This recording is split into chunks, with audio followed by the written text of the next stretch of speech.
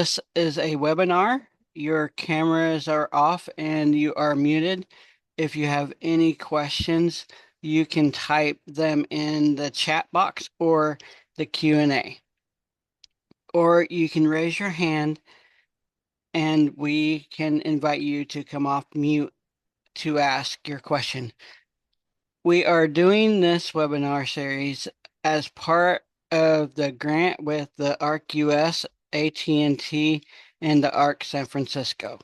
The curriculum we are using, excuse me, um, today is developed by them. This webinar will be recorded and posted on our YouTube page. Today's agenda is skill building, navigating your device, getting connected, common apps, helpful settings, tips, tricks, and practice.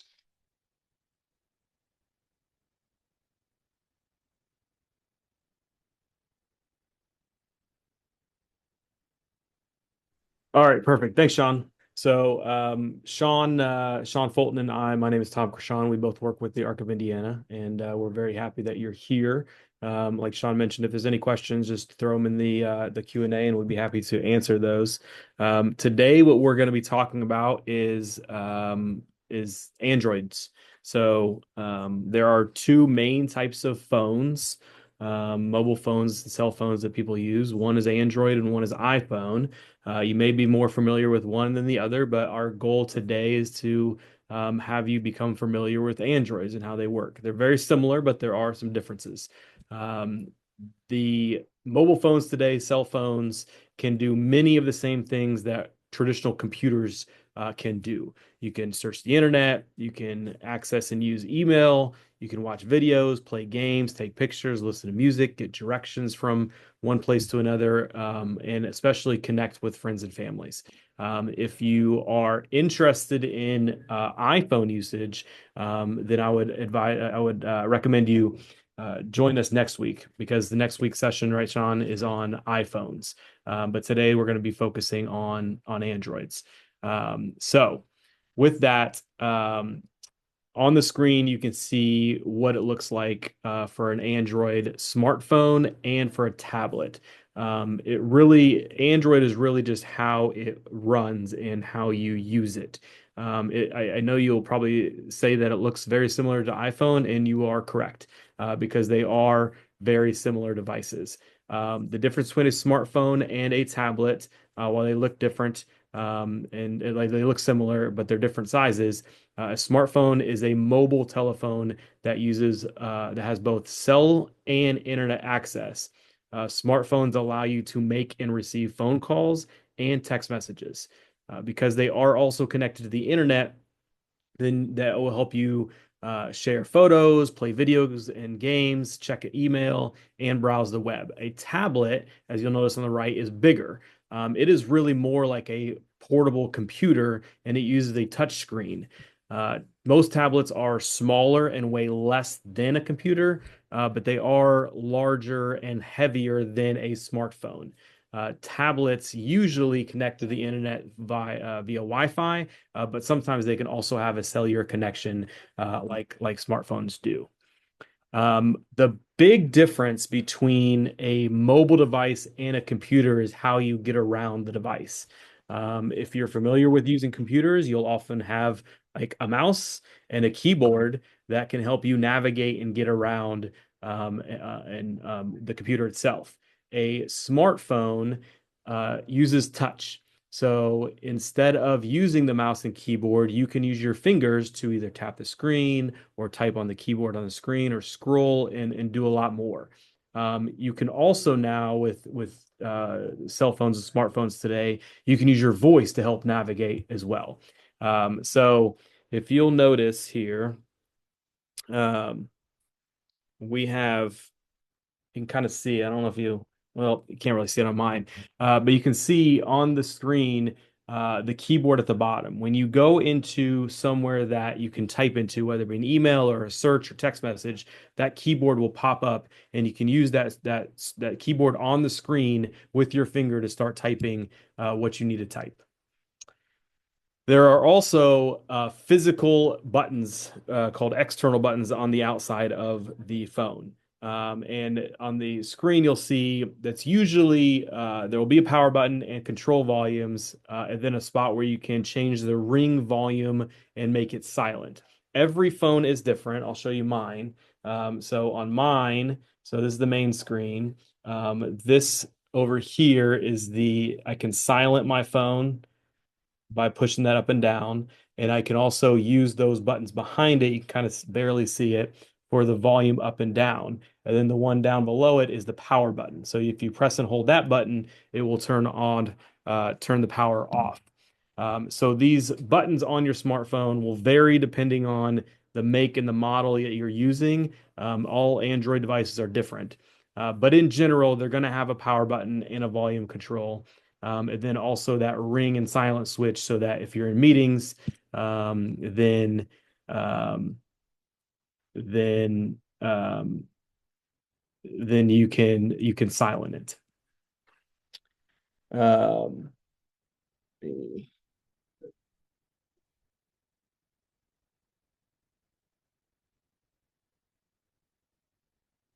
okay, I'm gonna pause 1 second, Sean, and I'll be back in one second. Okay, can you pause yours too, Sean, just to turn your video off really quick?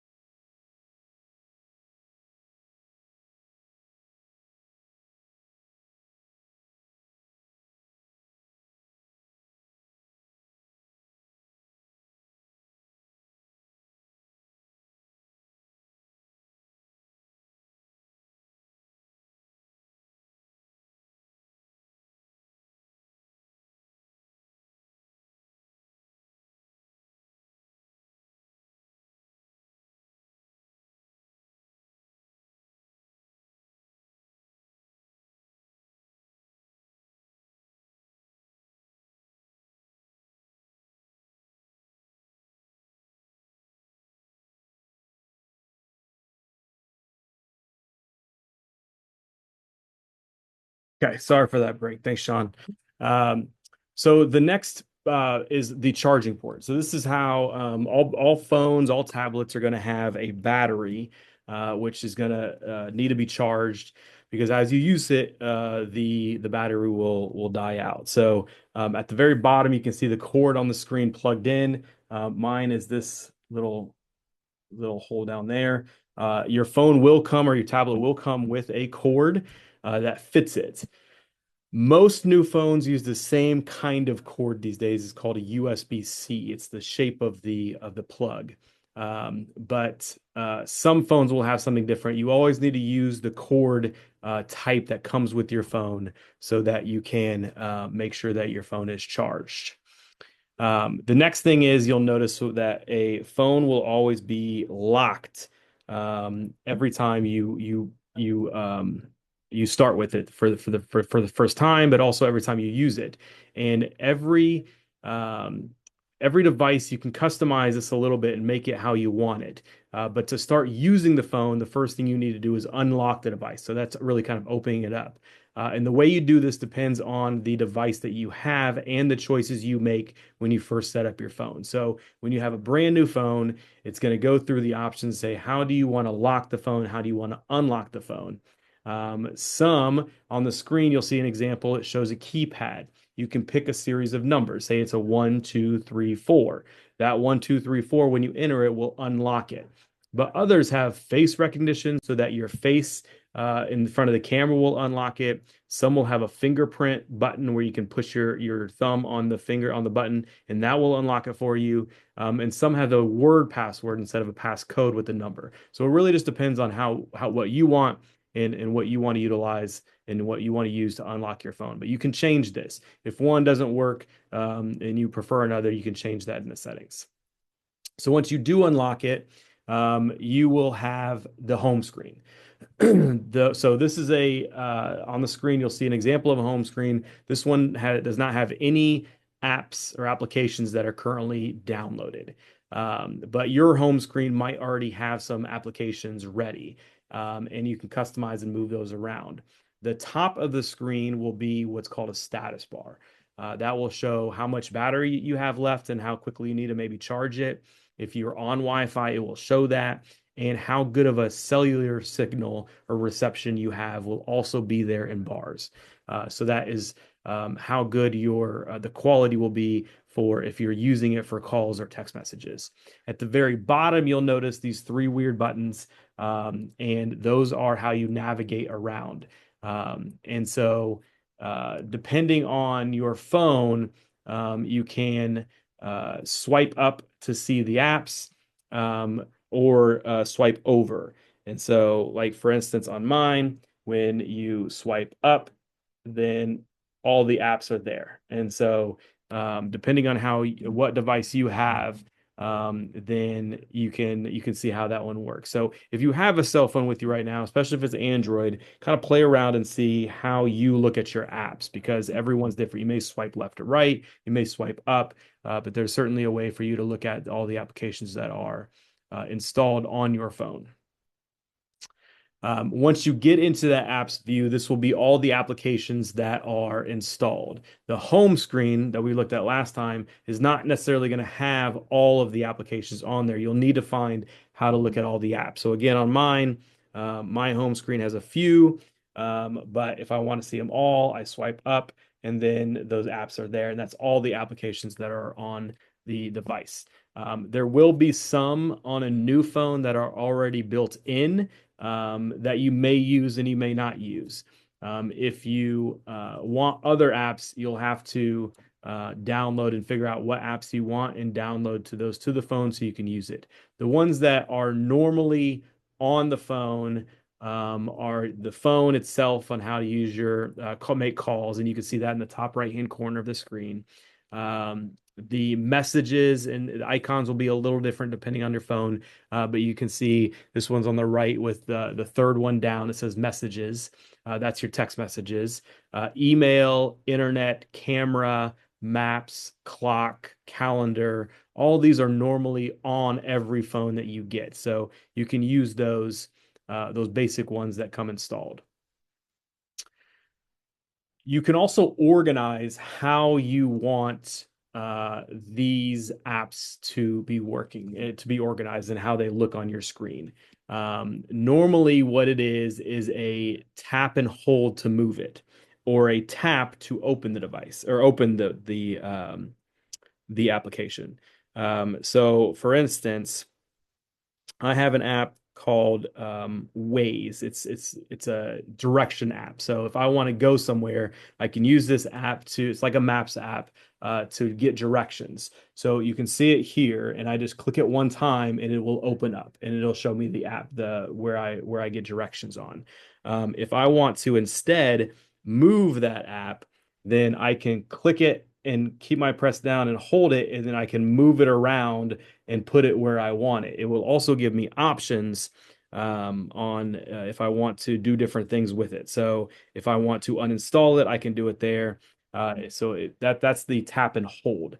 So tap on the screen, on the icon itself is how you activate a control.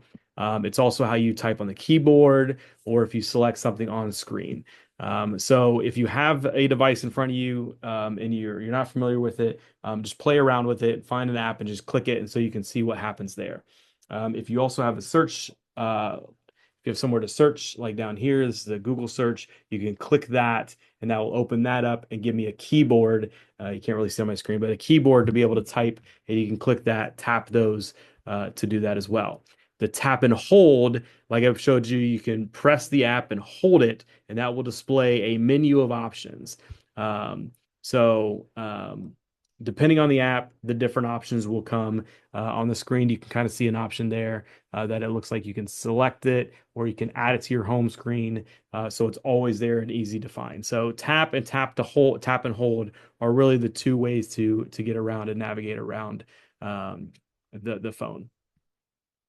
The other thing, and we've done a little bit of this already, is swiping. So we've tapped and held, but you can also swipe left and right and up and down, depending on what you're wanting to do. If you're to swipe up and down, which is how we found my all my apps, right? So down here, I swiped up, and that shows me all the apps. Um, from the home screen, you can swipe up from the bottom, and this will bring your apps view on your phone. If you swipe down, um, is what you do to scroll through. So just like you would use a mouse and maybe click on the corner on a computer to move the screen up and down, you can just swipe up and down on the phone to navigate around. So again, if you have a phone with you, kind of play around with that and see how that works. Now, swiping left and right is you can have different screens. So this is my home screen, and if I swipe that way, I have another screen. If I swipe that way again, I have another screen. So swiping left and right will show you more apps on your phone. You can also do this to help navigate around depending on the app that you're in. So again, if you're in the apps view on your phone right now, you can kind of swipe left and right to see how that navigates around. We talked about some common apps that are already pre-installed. So if you look at your screen, you're probably going to see some of these on there now. Um, I would encourage you if you do have a phone, kind of look around and see what's on your phone. But there are a lot of standard things that will be on your device, just on every device. Phone and tablets, though, offer access to almost an unlimited number of applications. Applications are programs designed to help you accomplish different tasks. So I showed you one called Waze. That's what I use for directions to get from one place to another. There's a Google Maps one you can use. So you could really choose what you're wanting to do and what app will accomplish that goal. And when you turn on your phone and want to get in the apps view, again, you swipe up from the bottom and you can see what your options are.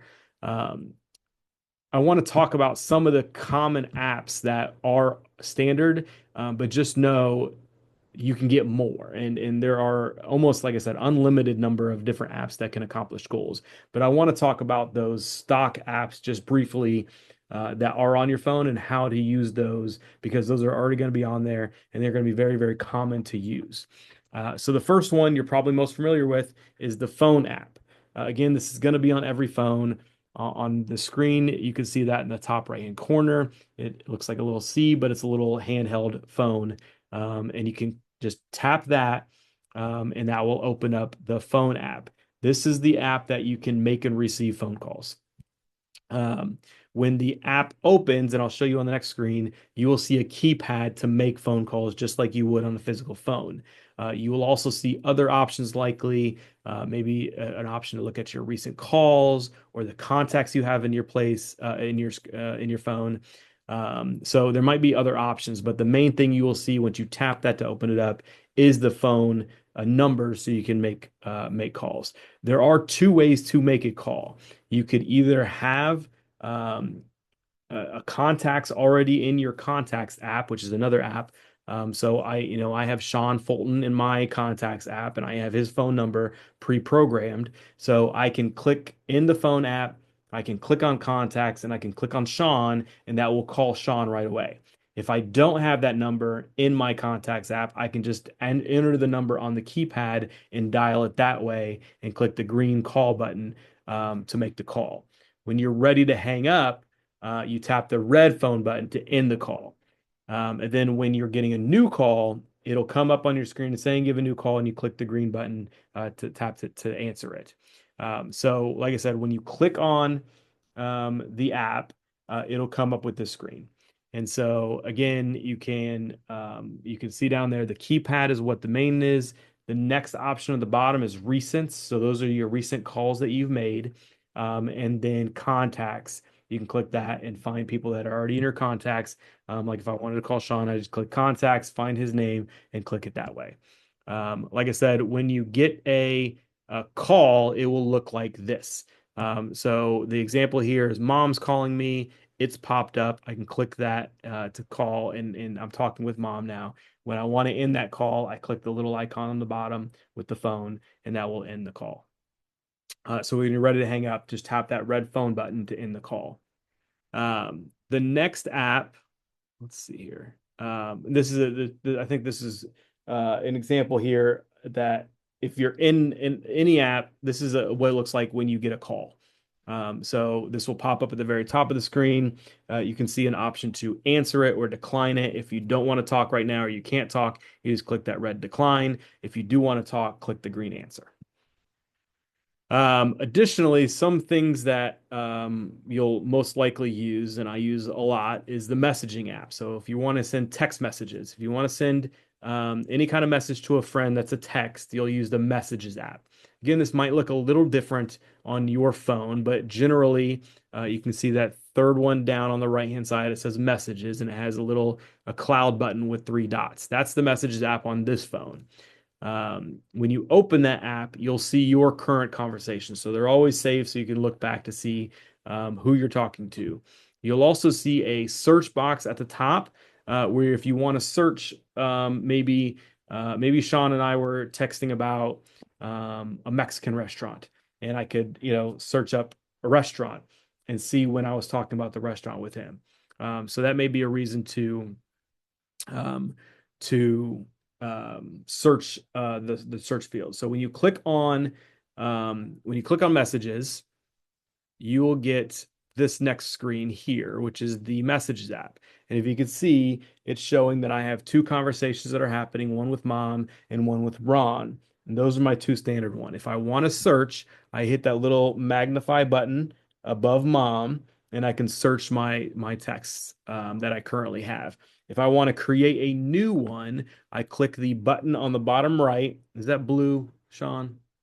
That little button, yeah. So I click the little blue button with the cloud, and that will start a new text message for someone else. And I can either again enter a phone number or I can find it in my contacts to do that. You can send a text message to someone by typing their cell phone in the field when they open a new one. Or you can again find them in your contacts by searching their name. Once their name appears, you tap on it, and then you begin typing your message, and then you click the blue arrow to send it. Another very common one that we use a lot, that most people use a lot, is email. And you can see that it looks like a little envelope on the icon. It's the second one on the bottom on the right-hand side. And depending on what email you use, that will be the email that you set up in here. Like for instance, I use Gmail. And so I will set up my Gmail account through Google on my phone so that when I click the email app, Gmail will be what's hooked up already. If you want to read or send an email, you click on the email app from the app's view. So in this example, this would be opening up here to my Gmail. And I think this is David Anderson. This is just an example of someone. David uses his Google account and he has set it up on a mobile device. This is how mine would look as well. And when you click the app, that will initially pop up and you'll see the Gmail account. You can definitely add more apps to your phone in the setting, more email addresses if you want to your phone in the settings app. We're not going to go through those steps right now, but it's helpful to know that if you have more than one email address, you can almost add all of those in the settings app so you can have more than one email address in this email app. The next one is the browser. And so the browser is where you search the internet. This, when you're using a computer, might be called, Google Chrome. It might be called one of Microsoft's product. So there's a bunch of different ways they're called. But on the mobile device, on the phone that you'll have here, it'll probably just be called browser unless you have downloaded another one. If you want to search the web from your phone, you tap on the internet icon, and it can either say internet or it can say browser. And this works just like the web browser on a computer. So it's the same thing, just a smaller version. In this example, when you click on internet, it will come up with this browser. In this example, someone is searching the Chicago Public Library webpage. And so, just like you can search anything on the browser on the computer, you can do the same thing on the browser on the phone. You can search the web, you can visit a website using the address at the top of the bar. So, this one is Chicago Public Library. So, CHIPUBLIB.org. That's the website they've put in here, and that's come up on the browser for you to search. Once you have a web page up on the browser, you can swipe up and down like we showed earlier to move up and down to navigate around the web page. Another very popular app that is on all and we use a lot is the camera app. The nice thing is you don't have to separately carry around a camera like we used to. It's all right built into our mobile phone now. So, and it's a really good camera usually. So if you want to take a picture or a video, you tap on the camera app that will already be pre-installed, um, and you will and it will open up the camera app. And so this is an example of what this camera app looks like. You can use the buttons to switch between camera modes because if you want to take a still picture or a video, you can choose that option. And on this option, it may look a little different, but it'll be similar. Right now, it says photo. You can see right next to it, it says video. If you want to take a video, you can click the video button and it'll change into video mode. The menu across the top here allows you to change a bunch of camera settings, including if you want to turn the flash on or off, if you want to set a timer, if you want to change the aspect ratio, the size of the picture that you're taking, or if you want to add a filter. Um, these are these can be very complicated. They can be very straightforward. To push the flash is that little lightning bolt. To change some of the other settings. Um, you can kind of navigate through and see what they do. Nowadays, some of these camera apps can do pretty much everything you want it to do, more than I know what it does. So you can enter the menu and change those settings if you want to take the picture or take the video. It's very easy. So you can see the white middle button right below the photo, the word photo. When you click that, it takes the picture. So I will show you on mine. Um, so again, it's very similar. So here's mine. If I want to take a picture, I just click that button and it took a picture. If I want to go to video, I clicked video, and then again, just click that, and the video is running now. Okay. And then when I stop the video, I just push that button again, and the video stopped. So again, if you have a phone with you, open the camera app and kind of play around with how that works. After you take the picture, you will have or video, you will have the option to do a couple things. You can edit the picture, so if you want to make it a different size, you can do that. You can also change the quality of the picture that you chose or that you picked. So there will be a bunch of options that you can change to make it enhance it or make it better, or you can also share it or delete it. So those are all different options for when you have the picture. Usually it will have these or similar options at the very bottom of the screen, which I think are next. Yep. So you can see the different options. Mine are very similar. And so the very one on the left is to share. If I wanted to share some of that, I could click that button and it would give me the option to either email it to someone or text message it to someone. So if I want to send this picture to Sean, I would just click the share button and I would decide whether I want to email it to him or text message it. And I could do that. If I wanted to delete it, it's a little trash can down here, and I could just click that and it deletes and it'll ask me, it says you're deleting a photo. I don't know if you can see that, but it'll say, it says delete photo. Are you sure you want to delete it? And I can click delete and then the picture will delete. So There are a lot of options to share. The more apps that you have, there may be other choices on how to share it. So it really just depends on, like, for instance, if you have social media, if you have Instagram downloaded, then you can that will be an option once you click that share button too, is to share it with Instagram or through Instagram. So it really just depends on what apps that you have downloaded, but it will always definitely have an email option and a text message option for that share. The next app that we use often, and I kind of talked about this earlier, is the Maps app. And on most phone, there will be one called Maps, and you can use that one. So mine on here is the Maps app, and that's just a Google Maps. You can't really see. There we go. And that will show me kind of where we are. And but I like to use, like I mentioned earlier, a Waze app, and that's a little different, but similar. And this is what we use to find an address or get directions. You can just click that Maps app, and it will launch that app like I showed you. So, on the screen, that one is Google Maps, and you can just click that Maps app and use that.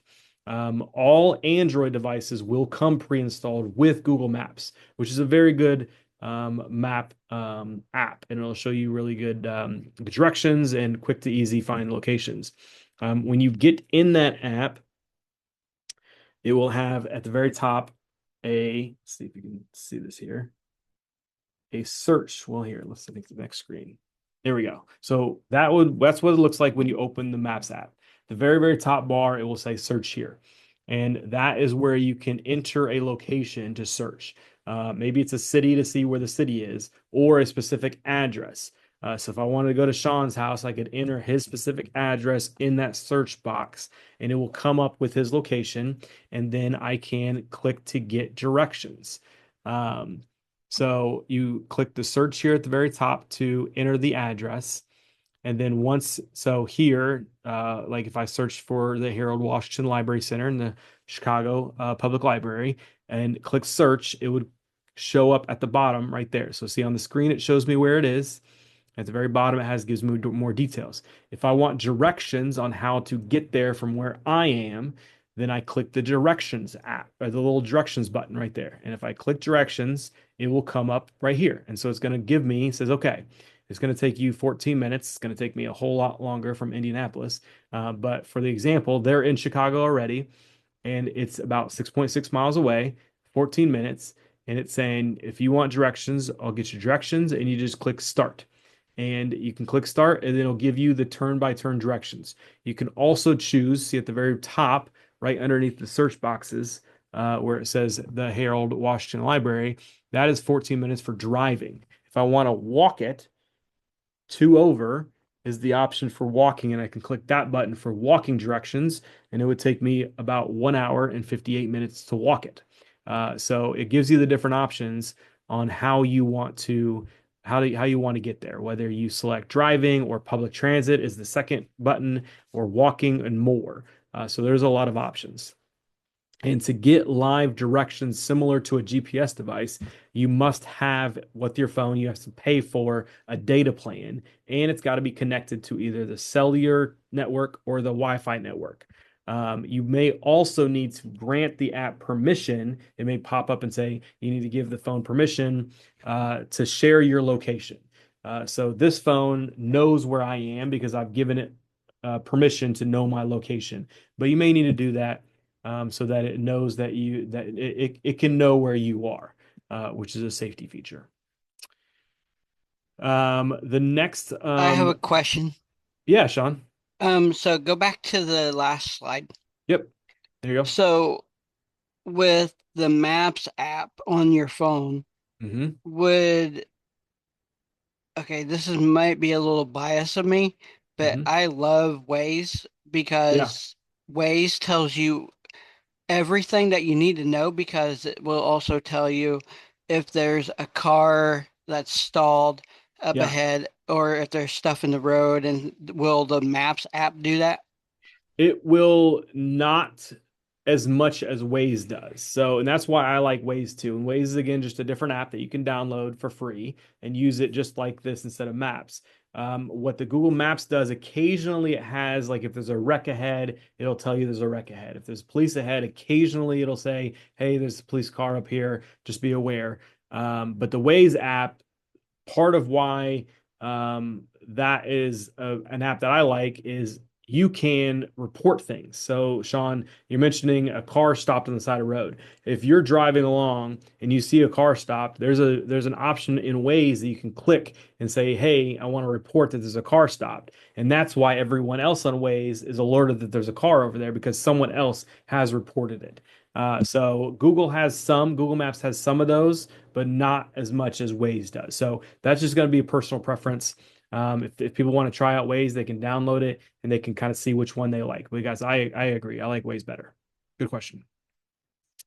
So I mentioned there's almost an unlimited amount of apps that you can get, whether it be certain different games or if you want to stream video, maybe you have a Netflix subscription, you want Netflix on your phone, you could download Netflix. Streaming music, if you have I use Amazon Music. If I want to download Amazon Music, then I can download that app. Fitness and health and fitness apps, weather apps, like all kinds of apps. And so where you do this is called the App Store, or in Google, the Play Store. And so you can see that icon toward the bottom of the screen. It's called the Play Store.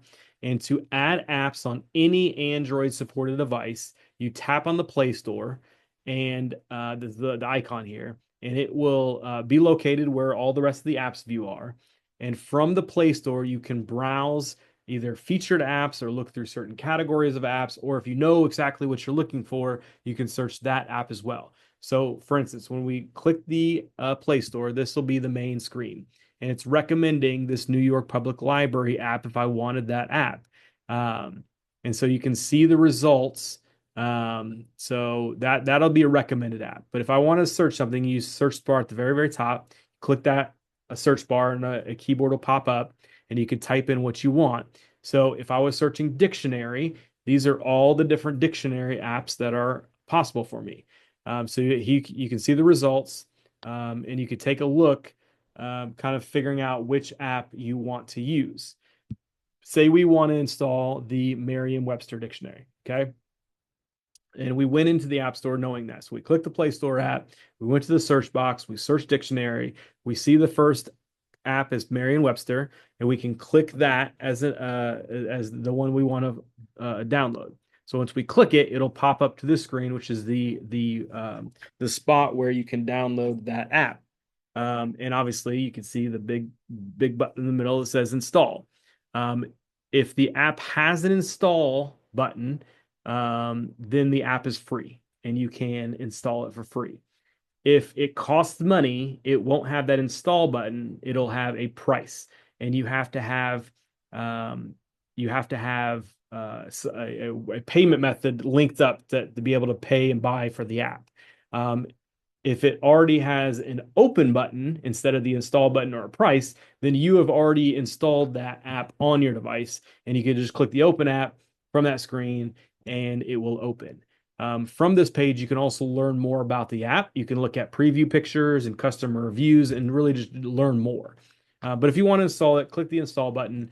Then once the app downloads, that app, Merriam-Webster Dictionary, will now appear in your app screen that we've been working off of.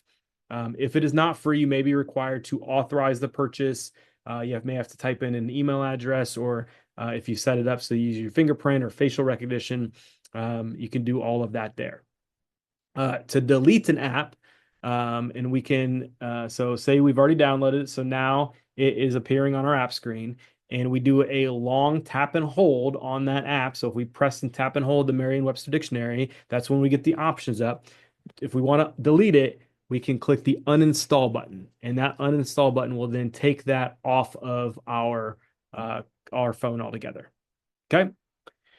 So, we talked about how you need cellular or you need Wi-Fi for many different things. Mobile devices must be connected to either the cellular network or a wireless network to access the internet and make calls. To connect your phone to a cellular network, you need to have a service plan that you pay for with a cellular service provider, whether it be AT&T or otherwise. If you have a cellular plan, your phone will connect to the network automatically everywhere that your cellular plan has coverage. So, here in Indianapolis with my phone service, it just automatically connects to my service. You will know when you are connected to your cellular network when you see the cell phone signal symbol to show the strength of your connection, and that's on the left under cellular. So, see those 5 bars. That'll show you that you have a connection and how strong of a connection it is. The number of bars lets you know how strong it is. So if it has 5 bars, it's the strongest it is. If it has 1 bar, you have a really kind of a poor connection with your cellular network. Another way to connect is with Wi-Fi network. And all smartphones and tablets have the ability to connect using Wi-Fi. Many businesses, libraries, and public spaces offer free Wi-Fi, and you can use these public Wi-Fi networks while you visit those locations. Sometimes you may need a password to access the network. So if you try to connect to a Wi-Fi and it's not yours, and it pops up and say you need a password, if you don't have the password, then you can't use it. If you do want to connect your Android phone to the Wi-Fi network in your home, you will also need to have home internet and sign up with an internet service provider or an ISP. So, if you want to connect to, this is kind of, I want to walk through briefly how to connect to the Wi-Fi. If you want to connect to the Wi-Fi, you'll click on the settings on the apps screen. So we're back to the apps again, where everything lives. And you see the settings one with a little gear on the left toward the bottom. And you can click on that screen. And that will pop up this settings app. Um, then you will scroll and you'll see connections at the very top. This is how you connect to the Wi-Fi, and you can click on the connections, and that will open up for Wi-Fi. You can click on Wi-Fi. Okay. The available Wi-Fi, first of all, it has to be on. You can see at the very top, it may be off, and it's not looking for Wi-Fi at that point. But if it's on, you'll see a list of Wi-Fi networks that are nearby. Networks with a lock icon, which you can see the first one, it says My Wi-Fi and has a little lock on the Wi-Fi logo. Those are not public and you need a password. Some public networks, even if they don't have a lock screen, you may have to click that you accept their agreement before you allow to connect the device. But if you want to connect to one of these, you just click it, especially if it's open. So you can see the second one, it says sign in is required. So even though that's not locked, when you click it, it'll connect to it and then it'll come up to say, I'm going to say yes, that I agree to their agreement to connect the device. And you may need to do that. And that's telling you the sign in is required. The third one is not. So the DPLA, you can click that, you can get connected. And once you are connected to the Wi-Fi network, you will see the Wi-Fi icon in the status bar at the very, very top. And you can see that to the left of the 71%. You can see both the Wi-Fi one and the cellular network at the very top. So you can see, because you can double check that you are connected to the Wi-Fi. So with Wi-Fi, there are some things we want to keep in mind, right, Sean? Yep, I almost started talking with me being muted. Yeah, so Wi-Fi security tips, tricks, and tips. One, make sure you trust the network before connecting. Make sure it's someone that you either know or it's a business that will let you use their free Wi-Fi. Try not to send private information over the public Wi-Fi network, which is very important because your stuff can get stolen pretty easy. If you send personal info, make sure the website is secure and begins with WTTPS. Um, and then set up a password for your home network and block intruders from accessing it. Make sure your password is something that you only know and don't give it to no one. Make sure it's not the same like letters or the same numbers over again. Make sure it's something hard that you have to write down on something and put it in your wallet or something. Yep, those are all very good.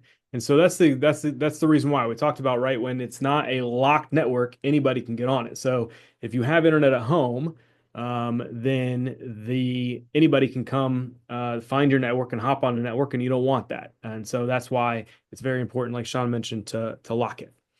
So back to the settings menu, we use the settings to get onto the Wi-Fi, but the settings has a lot of other really good and useful things as well, like security, privacy, and accessibility. So um, in the settings app, again, on the main app screen, we found the settings app on the bottom, toward the bottom on the left.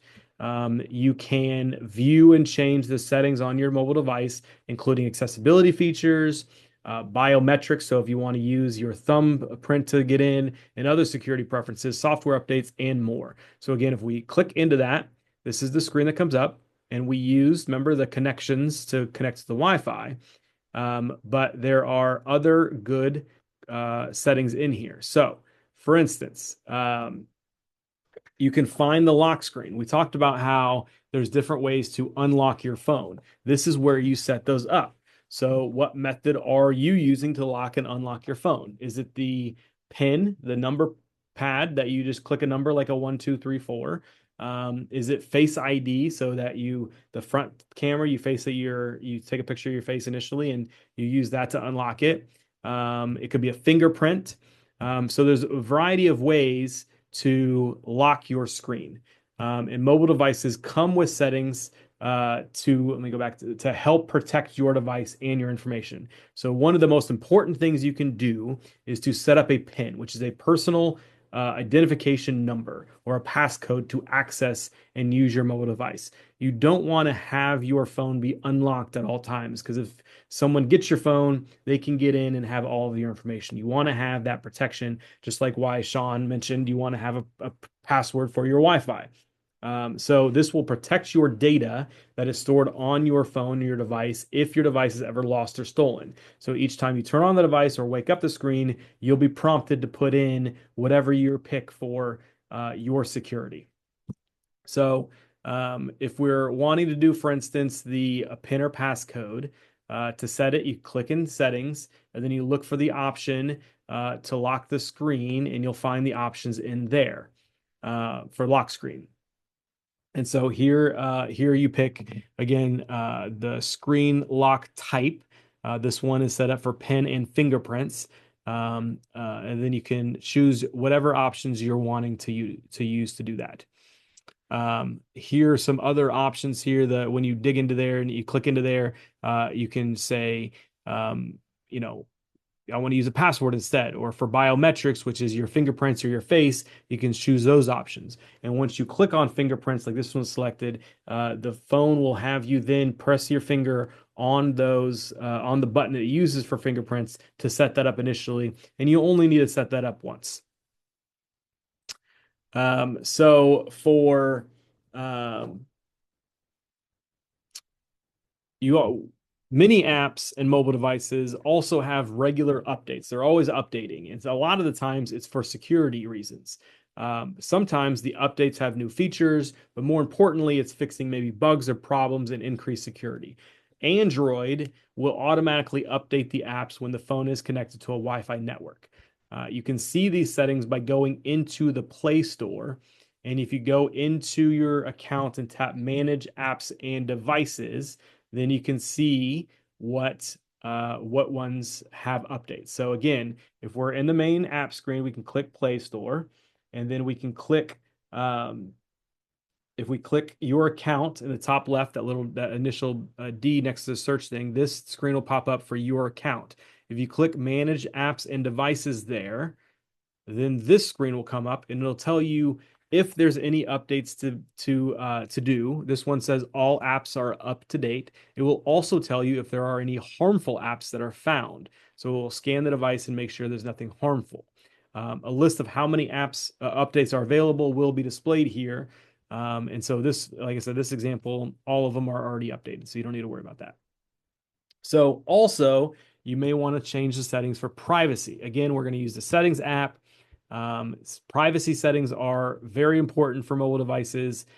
Using the phone's privacy settings, you can decide which apps have access to what information and what data stored on your device, such as your location. We talked about earlier that you got to give permission for the Maps app to have your location. That's a privacy setting. But also for photos and your microphone use. So to access the privacy settings, you'll tap on the settings icon again, and you'll come up with this screen. Um, and then you tap on the donut icon. You'll see there. And then you tap on privacy and you'll follow the prompts. The donut icon is just your account. And then you'll follow the prompts to tap on privacy and then follow the prompts to change the settings that you may want to change. Now, every device maker is different on what privacy. And because there's a variety of Android mobile devices, you may notice some slight differences between your device and this example. But it's very important to click on this and make sure you see what privacy settings are set. Lastly, in the settings is different accessibility settings. So accessibility settings on your device can help you customize your phone to meet your visual, physical, motion, or hearing needs. To find the accessibility features, you again tap on the settings app, you scroll down the page and tap on accessibility. And when you click on accessibility, you'll come to this. See, scroll down, you see the accessibility in the middle there. And once you click on accessibility, you'll have different options. Common features to explore include voice assistance to get spoken guidance to navigate the device without needing to see the screen. You can change the text size here if you really want bigger text. The contrast, how the dark and light the font may be. You can also change the display color of the screen. You can change audio settings or enhance and change how touch interactions work. So it's really a good thing to explore in the settings, the accessibility features to see what might be helpful to help you navigate those. There are also some security tips, Sean, that we want to chat about that I'm going to let you go through and talk about the importance of the different security things to consider. Yeah, so security tips. Set a passcode on each of your devices, something that you only know. Download trusted apps only. Only from like an app store that's on your phone. Don't go to anything else because you might get scammed. Mhm. Review your privacy settings and adjust them as needed. Adjust notifications to change what appears on the lock screen. Check check that apps and the operating system are up to date. Sorry.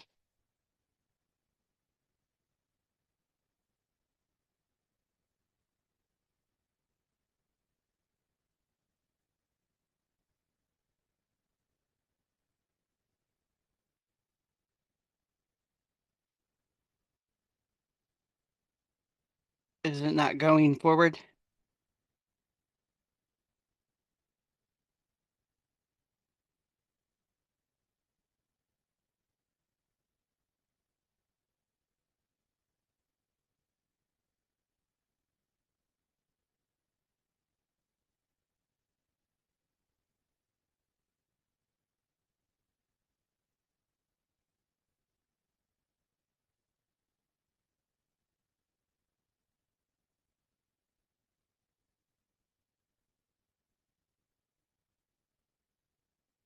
I have no idea what just happened.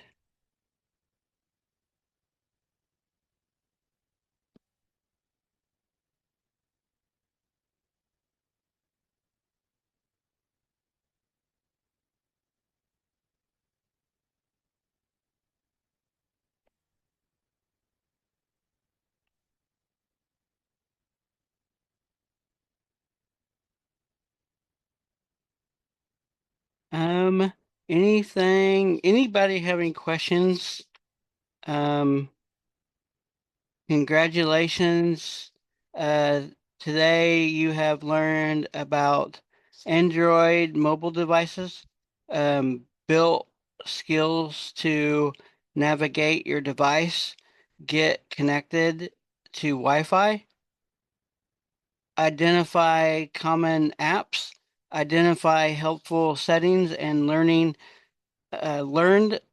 useful tips to connect to Wi-Fi and use your device safely. Um, okay, well, thank you guys for coming and hopefully see you guys next week. Have you mentioned the And QR code? Sorry, Sean, I dropped off there. I lost my internet access. So sorry for uh, that. Uh, okay. and so did you mention the QR code? Nope, it wasn't up yet. Okay. Well, Um, can you see it now? yeah, so Okay. if you could do the QR code that shows our funders that we're doing our job and promoting this stuff. So take a couple seconds to take a picture of that and fill out the survey. Yep. And then next week, you talk about next week's already? No, and next week is iPhone. Yep. iPhone Basics, same time, 12 o'clock on Tuesday, and we hope everyone can be there. All right. Well, thanks, Sean. Yep. Thanks, Tom, for filling in for Becky. Yep, absolutely.